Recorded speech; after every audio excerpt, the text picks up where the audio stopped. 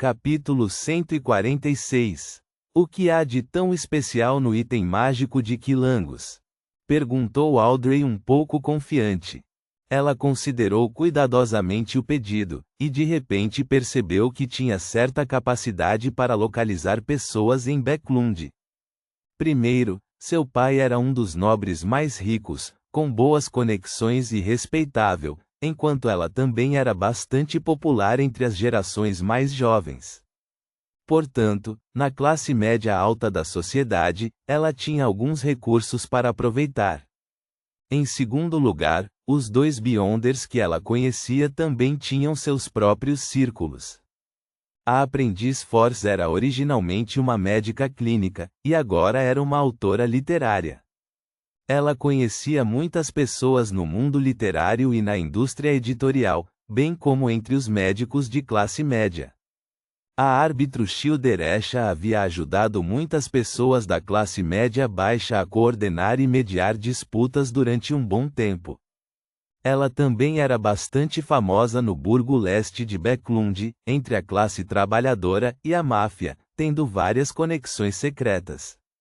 Além disso, considerando Beyonders que elas conheciam e seus círculos de influência, sua capacidade de procurar uma pessoa não deveria ser menosprezada.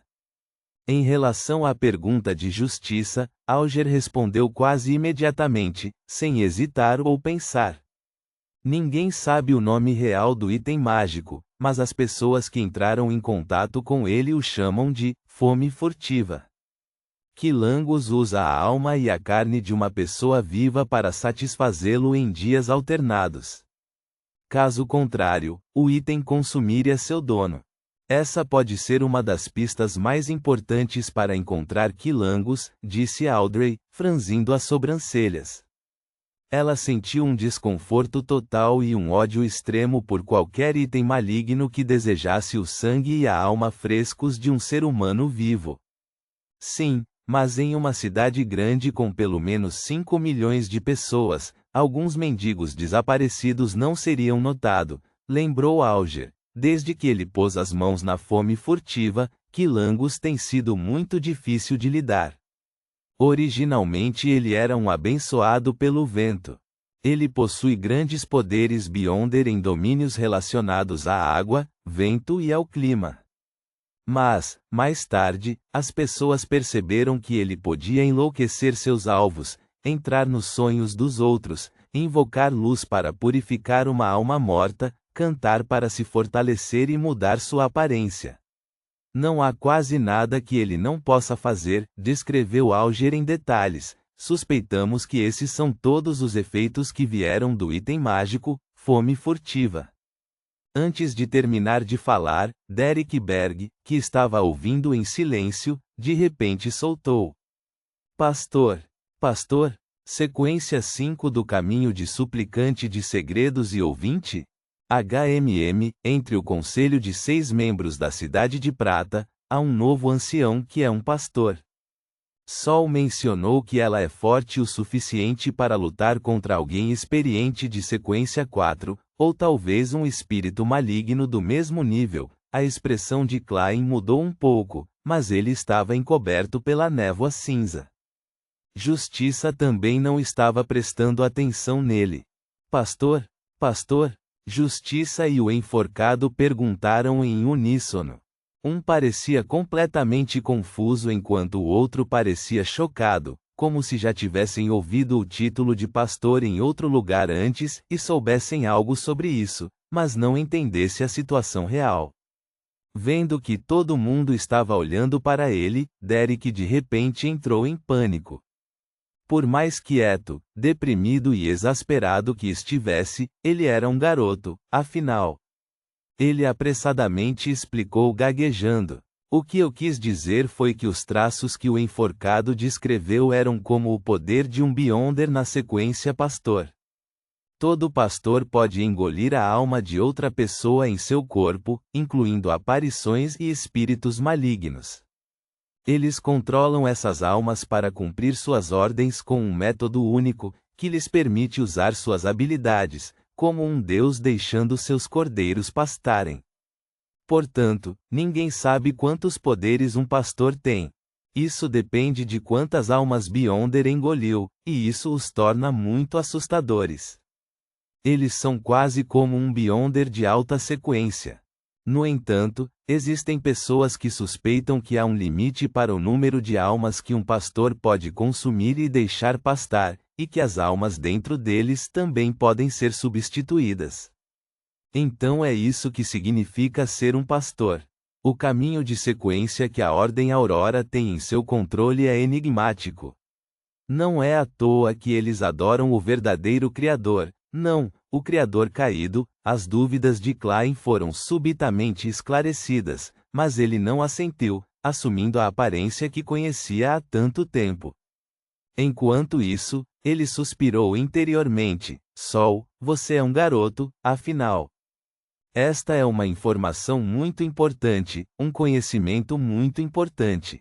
Você poderia ter trocado por coisas valiosas, mas acabou de revelar tudo. Simples assim. Sim, a habilidade demonstrada pelo item mágico Fome Furtiva é semelhante à sequência 5 Pastor. Gostaria de saber se outros artefatos selados têm os mesmos poderes de Beyonders? Também gostaria de saber a qual sequência o artefato selado 2049, o fantoche da família Antigonos, se assemelha. Depois de ouvir a explicação de Sol, Alger parecia ter resolvido o quebra-cabeça em sua mente enquanto assentia em silêncio. Audrey ficou ainda mais curiosa e pressionou. De qual caminho de sequência pertence Pastor? Qual número? Caminho suplicante de segredos, sequência 5. Klein aproveitou a oportunidade para responder, a fim de demonstrar que sabia de tudo. Suplicante de segredos. Ordem Aurora. Audrey de repente se lembrou do Senhor. Suspeito de ser um oráculo da Ordem Aurora, e ela imediatamente sentiu o coração pesado. Ela começou a pensar seriamente, se perguntando qual preço poderia pagar em troca do Senhor louco agir e se livrar daquele sujeito nojento sem muito esforço. No entanto, ela não conseguia pensar em nada que pudesse motivar o Senhor louco a fazer tal coisa.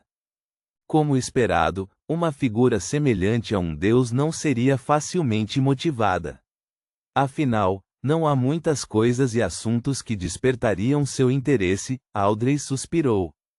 Colocando seu impulso de lado, ela acenou com gratidão para o sol, agradecendo por ter lhe dado uma nova perspectiva sobre fome furtiva, para que eles pudessem lidar com isso de maneira mais razoável e eficiente. Senhor enforcado, estou disposta a aceitar a missão. Mas não posso garantir se posso encontrar o contra-almirante Furacão, Quilangos. Audrey olhou para frente quando falou. Não há resposta melhor que essa. Independentemente do seu sucesso, contanto que você tente, definitivamente a compensarei com conhecimento ou informações secretas. E se você conseguir, talvez eu possa fornecer diretamente os principais ingredientes de telepata. Obviamente, o pré-requisito é que precisamos saber quais são, prometeu Alger generosamente, o que era raro. Fechado, Audrey apertou os lábios e respondeu com um leve sorriso. Então, Alger criou o retrato de Quilangos com a permissão e assistência de Klein. Ele era um dos 7 maiores almirantes piratas. Ele tinha um distinto queixo largo, cabelos castanhos amarrados em um coque na parte de trás da cabeça como um guerreiro antigo e olhos verdes que pareciam sugerir uma risada, mas que eram anormalmente frios. Depois que terminaram a discussão e compartilharam suas ideias, Klein sorriu ao anunciar o final da reunião. Ele viu Justiça e o enforcado levantarem-se rapidamente de seus assentos e se curvarem enquanto o sol imitava seus movimentos, apenas mais devagar. Ele avançou com a mão direita e cortou a conexão, mas não saiu imediatamente do espaço acima do nevoeiro. Na casa dos Berg, na cidade de Prata. Derek olhou para o seu ambiente familiar e virou o olhar para o céu escuro onde havia o brilho esparso dos relâmpagos. Ele ficou momentaneamente em transe, mas logo voltou a si. Ele procurou por pele de cabra e uma pena antes de escrever a fórmula de bardo que havia memorizado, e olhou para a pele várias vezes e finalmente teve certeza de que não havia nada de errado. Derek não estava preocupado que possuir a fórmula de bardo e se tornar um Beyonder diferente fosse ganhar a suspeita dos escalões superiores da Cidade de Prata. Isso porque em expedições exploratórias passadas, os membros dessas tropas de elite costumavam coletar algumas fórmulas, ingredientes e artefatos estranhos dos monstros nas cidades abandonadas e destruídas. Durante esse processo, era normal que as pessoas mantivessem parte da pilhagem para si. Contanto que não envolvesse algo muito importante, os capitães e os superiores tacitamente ignorariam. Com o tempo, algumas fórmulas começaram a circular por canais não oficiais na Cidade de Prata. Algumas se tornaram a base de fortes famílias de geração em geração. As criaturas das trevas ao redor da Cidade de Prata eram relativamente fixas. Alguns ingredientes poderiam ser obtidos facilmente, enquanto outros só poderiam ser encontrados se alguém fosse para longe, nas terras amaldiçoadas.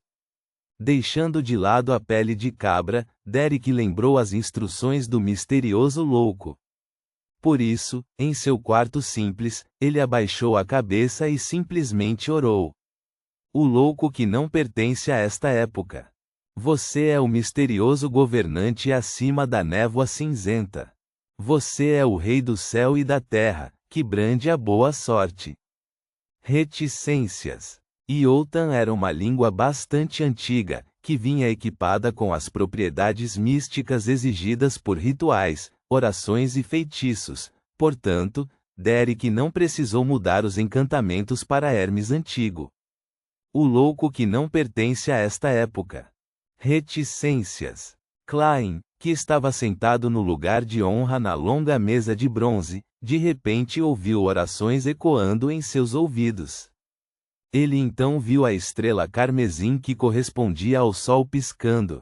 Ele não tentou tocá-la, mas planejou respondê-lo 10 minutos antes da próxima reunião, para que o jovem da Cidade de Prata fizesse os preparativos necessários para ficar sozinho. A parte mais importante era evitar a conversão de data e hora, para diminuir a possibilidade de danificar a poderosa imagem do louco. Depois de confirmar isso, Klein se envolveu com a espiritualidade e estimulou a sensação de queda. Voltando ao seu quarto, Klein removeu a barreira de espiritualidade e fez uma pausa antes de se preparar para sair novamente. Não era necessário que ele desempenhasse o papel de vidente, e ele não precisava alocar suas idas ao clube de divinação em sua rotina. Ele só visitava ocasionalmente para ganhar algum dinheiro extra e cumprir sua supervisão como um falcão noturno. Originalmente, Klein queria descansar a tarde inteira, mas de repente pensou em algo que ainda não tinha feito. Então, ele não teve escolha a não ser se recompor. De acordo com seu agendamento, ele tinha que fazer uma visita ao detetive Henry naquele dia e aceitar o relatório final sobre a investigação da chaminé vermelha. Ai, ouvi dizer que os figurões estão todos muito ocupados. Ainda tenho tempo para ir à assistência a servos de família de Tingen com Benson e Melissa, em busca de uma boa criada. Klein trocou de camisa mesmo contra sua vontade, vestiu seu smoking preto e segurou a cartola de seda e a bengala de prata antes de sair pela porta como um cavalheiro. Na rua Bezique, na companhia de detetives particulares de Henry, Klein colocou uma máscara e abaixou o chapéu enquanto atravessava a rua rapidamente e entrava na escadaria. Ponto.